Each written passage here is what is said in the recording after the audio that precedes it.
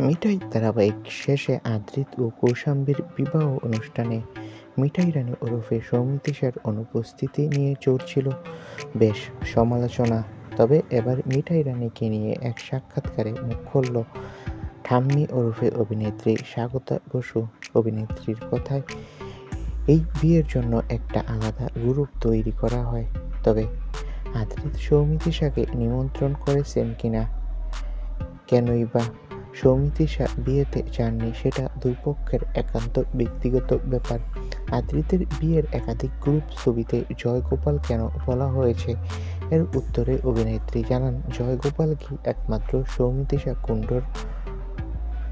তবে সহকর্মীর সৌমিত্রিষাকে যথেষ্ট স্নেহ করেন স্বাগতা বসু। আদ্রিতের বিয়েতে যাওয়া নিয়ে সৌমিত্রিষাকে মেসেজ করেছিলেন তিনি, যার উত্তরে মিঠাই রানী জানিয়েছিলেন সেই সময় সে নর্থ বেঙ্গলে থাকবেন। তো বন্ধুরা, এই বিষয়টা নিয়ে তোমাদের মন্তব্য কি? কমেন্ট করে জানাও আর আমাদের চ্যানেলটি সাবস্ক্রাইব করে রাখো। সকলকে অসংখ্য ধন্যবাদ।